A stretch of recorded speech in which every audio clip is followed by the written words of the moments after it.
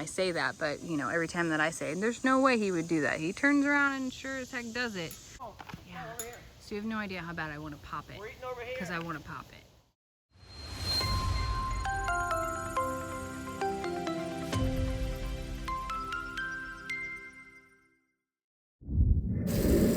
Would y'all like to know why I'm here? Yeah. Because these guys are trying to eat the light bulbs.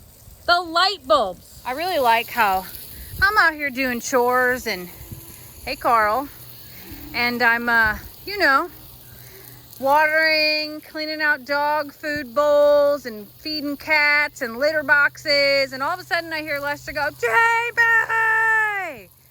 And lo and behold, if we don't have a whole gaggle of ostriches out in the yard, gaggle, herd, whatever you want to say, you know, there's all kinds of words for that.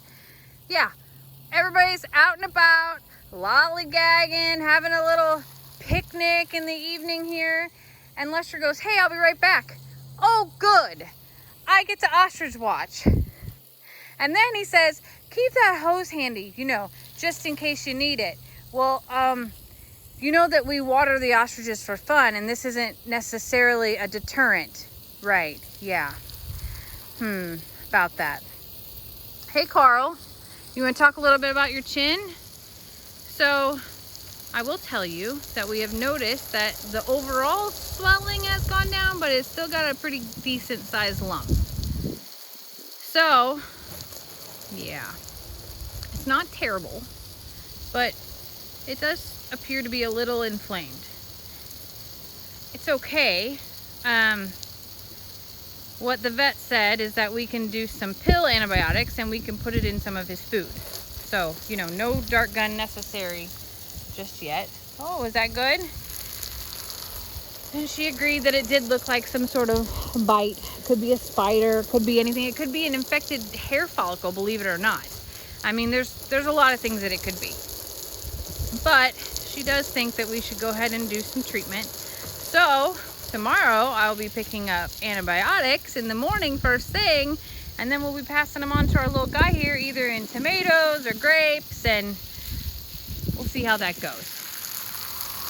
I know, Tina's sad about it. So a lot of you wanted to know, were Carl's ears always that big? Because that was something that you noticed in the video. I want to point out to you that Carl's ears are the same exact size as they've always been, but when you see them from behind his head, you can see that they're much bigger. When you see from the front, you don't notice. Crazy, right? It's just about perspective and the way that they look. So please don't laugh at my ears. I have the ear that Wanda created. Lester has cauliflower ear. Cauliflower ear. And he doesn't realize that that's forever. All because of her. All because of Wanda the pecker. That's right. Oh, well, that's one way to bring all your friends to one spot. So I'm going to walk them back to the yard. You want to come? I do. I want to show people what Carl's ears look like from the front so that they don't... Okay, gosh. Sorry, Charlie. So if you see Carl from this end, you would be like, oh yeah, his ears do look normal, Jamie. They aren't big. Normal for Carl, okay? Gosh. Debbie, seriously. But like, their ears open to the back. See? Hello, Miss Debbie. Hello, my love. Right, Debbie? Yeah, Debbie. It's bad that I have to like look underneath them. That feels a little bit perverted. I'm sorry, I didn't mean to look underneath your dress, okay? I just needed to see if you had a band or not, because in the light here, you're beautiful. You're absolutely beautiful, but you look a little different. That's all. Don't think that I was being mean to you, okay? Feel how thick their back ends are getting though, compared to when we first got them. Yeah, Tina actually looked very thin when we first got her. So when we bought them, and of course we were given Wanda, they rehomed her with us. We bought these two, and the guy had me feel how skinny they were here. You could just feel the skin and bones. This is meat. You want to feel? Well, I know it. I'm sorry. Sorry, Tina, I'm touching your booty. Yeah. That's thick. That is some real thick booty. It is. Carl's like, excuse me, that belongs to me. All of them. They're all mine. But looking back at how they used to, I'm going to go ahead and walk them down. Somebody has a green pepper out here. Baby, they've been eating all of your peppers. I'm sorry to tell you. Come on, y'all follow me. Look. Come on. Everybody follow down. Come on. Y'all see this? Come on, let's go. Come Looky on, here. guys. Oh, they took the whole plant out. That's great. Carl, go ahead and eat it now. Come on, baby, let's go. Yeah, see, Come on, let's go. the swelling underneath his chin is actually more localized. So what that probably means is it's also going to open up and drain, which is exactly what we want to happen. All right, everybody's going back in. I think this is a funny little staying alive, staying alive. Oh, Tina's like, that is not our song. Left a good job in the city, working for the man every night and day. Yeah, see, Tina knows. But I never lost 1 minute of sleep. Worry about the way that things might have been. Big wheel keep on turning.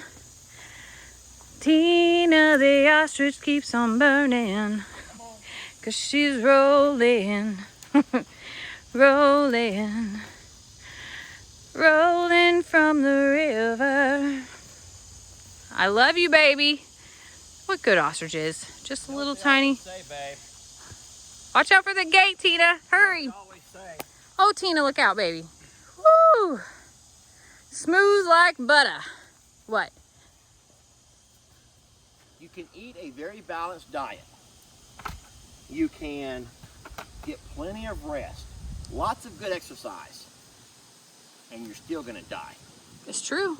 Have a beer, eat the cake, live a little. Yeah, they lived right in my What garden. about me? Oh! The guy who's standing amongst a bunch of Oh!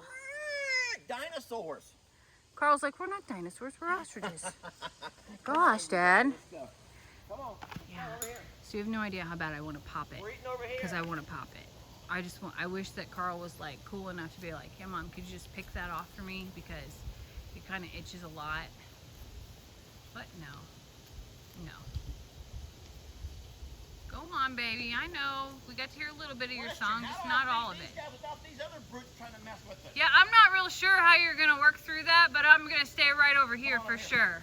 I'm gonna go to this far fence line. Yeah, so Lester had the brilliant idea of letting the Longhorns in today. Great plan. Excellent plan. Yes. Except for that means that the ostriches are in this pasture. It also means that the goats are on the very far pasture. And well, it's just a whole lot of stuff going on because the Longhorns have to make their way across and go back to their pasture to eat their dinner. Lester is not going to feed them in there. Oh, I say that, but you know, every time that I say, there's no way he would do that. He turns around and sure as heck does it. I just don't think that that's real today. It's cute how everybody eats together as a family, but Tina is lingering back. We have noticed that Tina's making some different decisions lately. Lester calls it sort of like she's like hesitant on eating. I think that she's eating. I just think that she is like probably a little hormonal. I think that right now we're getting ready to fall into mating season. And I think that, you know, girls' cycles sync up. And since Tina's the youngest one here, she's probably experiencing that for the first time and is probably feeling a little bit out of whack, I'm guessing.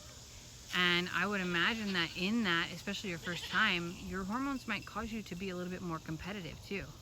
But the fact that she's eating alone tells me I might be right. And I will tell you this is strictly like from watching behavior and just knowing female behavior. That is not something I read about ostriches. I don't know that anybody has paid that close attention to ostriches to realize when you have one that sort of finds herself stepping back a little bit longer. And oh, looky what happened there. Carl went over to have dinner with her. Maybe that's exactly what she wanted. I don't know. The other thing that could be possible is because of the heat we're having, her knees could be bothering her. And she doesn't want to get caught up in that, you know, everybody together thing. I mean, there's just a lot of reasons here. But the good part is that she is eating. She certainly eats whenever she gets out and about. It just might be that, you know, being up close and personal with the girls is not her jam. And I'll be honest with you ladies, I can relate to that. I don't know when the last time that you tried to make friends with females was, but it's not easy. We're not very kind to other ladies. And I don't even know how else to phrase that other than our guard is always up. And we probably have been burned so much in the past that, you know, there are things. Oh boy, Lester's trying to herd the cattle out.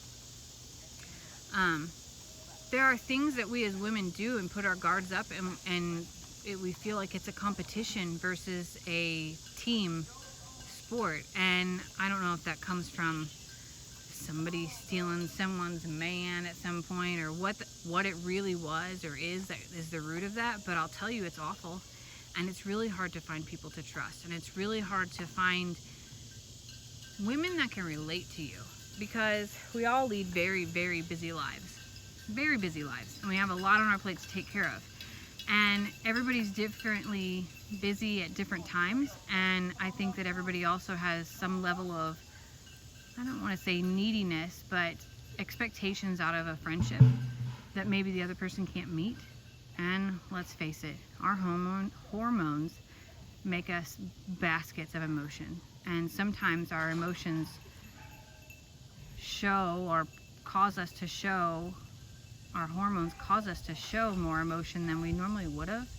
And unless you understand that about the person and take the time, which none of us have, to truly get to know someone, you find yourself like without friends.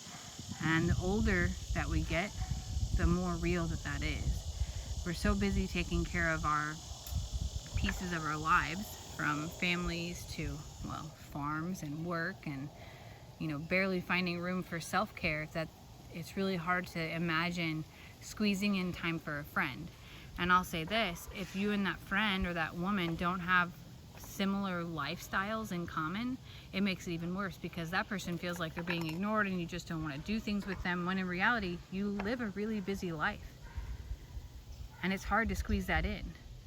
So I definitely can relate with Tina here on maybe just not wanting to get so close to other women. I try really hard to do better and acknowledge some of my shortcomings and really take a chance, and open up some trust.